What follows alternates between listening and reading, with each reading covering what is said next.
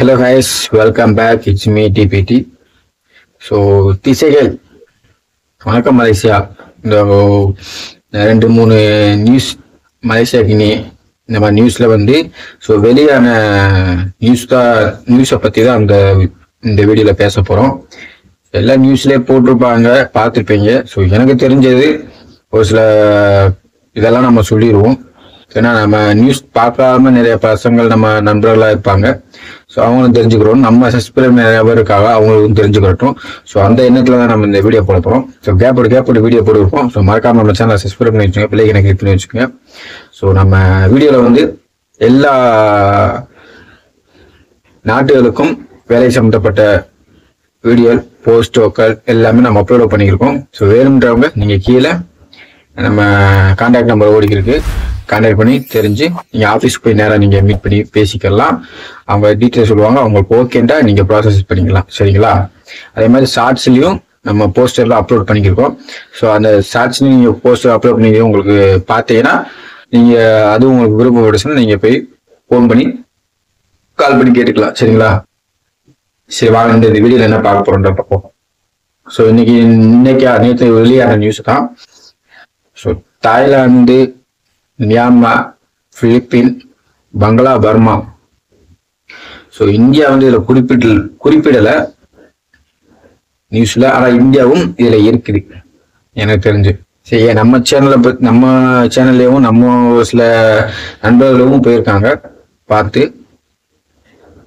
எங்க மலேசியாவுக்கு டூரிஸ்ட் விசாவில், அதாவது விசிட்டிங்ல போய் அங்க போய் ஜாப் தேடி அங்க போய் ஜாப் பண்ணி அங்க போய் பெர்மிட் போட்டிருக்காங்க. ஸோ இந்த நியூஸ்ல இப்ப கவர்மெண்ட் என்ன சொல்றாங்கன்னா, நாங்க அறிவிச்சது டூரிஸ்ட் விசா இலவசம், அதே மாதிரி விசிட்டிங் டூரிஸ்ட் விசா இலவசம். இது யாருக்காக நாங்க சொல்லியிருக்கோம், யாருக்காக யாரு யூஸ் பண்ணலாம் அப்படின்றதுக்காக மட்டும் யூஸ் பண்ணலாம்ன்றதுக்காக சொல்லியிருக்கோம், அறிவிச்சிருக்கோம்னா, ஸோ மலேசியா எக்கனாமி ஒன்று. சரிங்களா? ரெண்டாவது, உண்மையிலே டூரிஸ்ட் வர்றாங்க, அவங்களுக்காக மட்டும்தான் நாங்க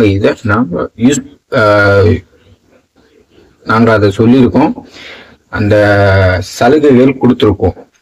சரிங்களா? அதாவது மலேசியா எக்கனாமி டூரிஸ்ட் நிறைய பேர் வந்துக்கிட்டே இருந்தாங்கன்னா அங்கே உள்ள எக்கனாமி கூடும். ஸோ நாட்டுக்கு தேவையான ஃபண்ட்ஸ் அதெல்லாம் வரும். ஸோ வருமானங்கள் கூடும். ஸோ ஒரு மணி ரொட்டேட் ஆகிட்டே இருக்கும். அவங்களோட மணி இன்க்ரீஸ் ஆகிறதுக்கு நிறைய வாய்ப்புகள் இருக்கு.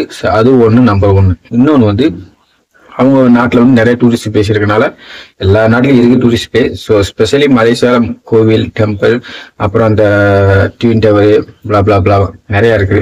ஸோ அதெல்லாம் பார்க்கறதுக்காக வருவாங்க. அவங்களுக்காக மட்டும்தான் நாங்கள் டூரிஸ்ட் விசா இலவசம் அப்படின்றது நாங்க அறிவிச்சோம். அதை மீன் பண்ணி நிறைய ஏஜென்ட்ஸ், அப்புறம் பசங்களும் சரி தெரிஞ்சிருந்தேன். ஸோ ஏஜென்சிக்கு நிறைய பேர் ஓப்பனை சொல்லிடுவாங்க.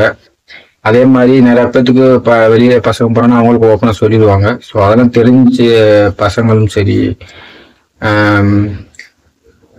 லேடிஸ் எல்லா பேருமே தெரிஞ்சிருந்துமே ஸோ அவங்க இந்த விசாவை மிஸ்யூஸ் பண்றாங்க அப்படின்ற தகவல் தான் நியூஸ்ல வெளியே இருக்கு. சரிங்களா? மிஸ்யூஸ் பண்றவங்க புரிஞ்சுக்கும். ஸோ அவங்க அறிவிச்சது வந்து பொதுவா டூரிஸ்ட் போறதுக்காக மட்டும்தான், சுற்றி பார்க்கறதுக்கு மட்டும்தான் இலவச விசா, விசிட்டிங் விசா அறிவிச்சது. ஸோ நான் வந்து அதில் பங்களா, பர்மா, மியான்மர், பிலிப்பீன், இந்தோனேஷியா எல்லாமே உள்ள வந்துடுறாங்களாம். இப்போ உள்ள வந்துட்டு விசிட்டிங் உள்ள வந்துட்டு நிறைய ஏஜென்சி எல்லாம் பார்த்து அவங்களும் தெரிஞ்சுதான் பண்றாங்க, தெரியாம பண்ண மாட்டாங்க. தெரிஞ்சுதாங்கன்னா காசு கம்மியாகுதுல்ல, அதனால ஒண்ணு தெரிஞ்சு உள்ள வந்துடுறாங்க. வந்துட்டு 6,000-7,000 ரிங்கிட் சம்திங் கட்டி பெர்மிட், கம்மியான ரேட்ல வந்து பெர்மிட் போட்டுறாங்க அப்படின்னு குடி உரிமை நுழைவு துறையிலிருந்து நியூஸ் வெளியாயிருக்கு. ஸோ இது மூலியமா எமிகிரேஷன் நிறைய ஸ்ட்ரிக்ட் பண்ணியிருக்காங்க, ரொம்ப கண்டிஷனலா இருக்காங்க. ஸோ இந்த மாதிரி நிறைய நாடுகள் வந்து மிஸ்யூஸ் பண்றாங்க விசாவை. டூரிஸ்ட் வர்றாங்க, உள்ள வந்து பெர்மிட் போடுறாங்க 6000 7,000 ரிங்கிட்ல அப்படின்னு சொல்லி அவங்க ரொம்ப கண்டிஷனலா சொல்லியிருக்காங்க இந்த மாதிரி நடக்குதுன்னு. ஸோ அதனால எமிகிரேஷனை ரொம்ப ஸ்ட்ரிக்டா கொண்டு வந்துட்டாங்க, இந்த மாதிரி பண்ணக்கூடாதுன்னு. இந்த இப்ப நான் சொன்ன நாடுகள்ல இருந்து எல்லா பேரையும் புடிச்சு நிப்பாட்டி வச்சிருக்காங்க. புடிச்சு நிப்பாட்டி வச்சு விசாரிச்சு இவங்க எல்லாருமே, அது இந்தியாவில மெயின் பண்ணல, இந்தியா பசங்களும் இல்லை உலகில். ஸோ எல்லாமே மெயின் பண்ணி எல்லாருமே டூரிஸ்டுக்கு வரல, சுற்றி பார்க்க வரல, இவங்க எல்லாமே வேலைக்காக மட்டும்தான் வந்திருக்காங்க அப்படின்றது அப்பட்டப்பனமா தெரிஞ்சு போச்சு. ஸோ அவங்களால ரிட்டர்ன் பண்றதுக்காக முடிவு பண்ணிடுவாங்க. ஸோ இந்தியாவில இருந்து மேக்சிமம் போனா கொஞ்சம் பேர் தான் போயிருப்பாங்க, அப்படின்னா சுற்றி பார்க்க நிறைய பேர் போயிருப்பாங்க, கொஞ்சம் பேர் தான் வேலைக்குண்டு பசங்க போயிருப்பாங்க. ஸோ அவங்க மெயின் பண்ணல இந்தியாவை பத்தி, இந்த நாடுகளை தான் பத்தி பண்ணியிருக்காங்க. ஸோ அவங்களெல்லாம் பிடிச்சி எமிகிரேஷன்லேயே ஏர்போர்ட்லேயே கன்ஃபார்மாக இவங்க வேலைக்கு தான் வந்திருக்காங்க. விசிட்டிங்கில் வந்து அதாவது டூரிஸ்டில் வந்து அங்கே வந்து 6000 ரிங்கிட் கட்டி அவங்க பெர்மிட் போட்டுக்குவாங்க. 6000 கம்மியான ரேட்டில் வந்து இவங்க கட்டி போட்டு பெர்மிட் போட்டு அங்கே பெர்மனண்டாக இருந்துக்குவாங்க அப்படின்னு கவர்மெண்ட் சொல்லியிருக்குது. இந்த நியூஸ் வெளியாக இருக்குது.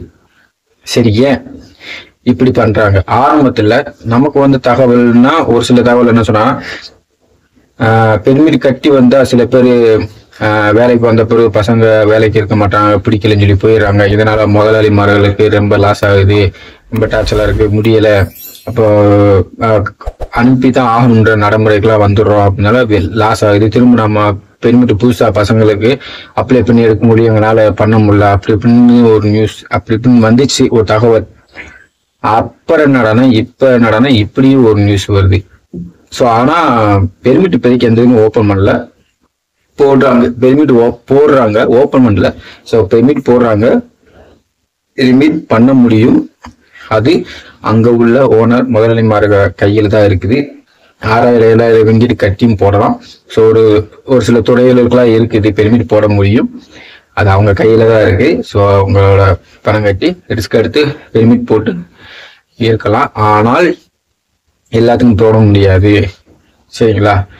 அதனால இப்போதைக்கு விசிட்டிங் நீங்க போறதா இருந்துச்சுன்னா அது உங்க விருப்பம். எல்லா நம்ம சேனலை பார்த்து போயிருக்காங்க, ஆனா அது அவங்களோட விருப்பம். ஓப்பனை சொல்லிடுவோம், அங்க போய் தான் பெர்மிட் போட முடியும். அப்ப 6000 7,000 ரிங்கிட் நான் பாத்துங்க, 6000 ரிங்கிட் 7,000 ரிங்கிட் கம்மின்னு சொல்றாங்க. பெர்மிட் காசு கம்மியான ரிங்கிட் கம்மியான ரேட்ல போட்டு அவங்க வேலைக்கு இருக்கிறாங்கன்னு சொல்றாங்க. ஆனா அப்ப பாத்துங்க, 6000 7,000 ரிங்கிட்ட பெர்மிட் போடுறது கம்மியான்னு சொல்றாங்களே கவர்மெண்ட். அப்ப இங்க இருந்து பெர்மிட் போட்டு ரூல்ஸ் படி கரெக்டா வாங்குறாங்க. அப்ப எவ்வளவு ஆகும்? ரேட் அதிகமா தான் ஆகும். பெர்மிட் இங்க இருந்து போட்டு போறதா ரேட் அதிகமா தான் ஆகும் நான் நினைக்கிறேன். ஸோ இதுல இருந்தே தெரிஞ்சுக்கிச்சு பெர்மிட் அதிகமா தான் ஆகும். ஆனா நிறைய பேர் நண்பர்கள் சொல்றாங்க, நம்ம சேனலை பார்த்துட்டே வந்து கமெண்ட்ஸ்லயும் சொல்றாங்க, அதே மாதிரி கால் பண்ணியும் சொல்றாங்க, பெர்மிட் மலேசியாவுக்குள்ள வராது அப்படி இப்படின்னு சொல்றாங்க. அது எனக்கு தெரியல எப்படின்னு. யார் அப்படி ஒரு வேளை பெர்மிட் போட்டு இந்த மாதிரி அனுப்புற மாதிரி இருந்துச்சுன்னா நீங்க சொல்லுங்க, நிறைய நண்பர்களுக்கு யூஸ் ஆகும். ஸோ அவங்க பண்றதா பண்ணட்டும், சரிங்களா? ஸோ இதில் இப்போ இந்த நம்ம மலேசியா நியூஸ்ல வந்து வெளியான செய்தியை நம்ம சொல்லிட்டேன். ஸோ என்னைய பொறுத்தளவுக்கு நான் சொல்றது உங்களோட விருப்பம். ஓப்பனா சொல்லிடுவாங்க, அது உங்களோட விருப்பம். எனக்கு போக வேணாம் தான் நான் சொல்லுவேன்.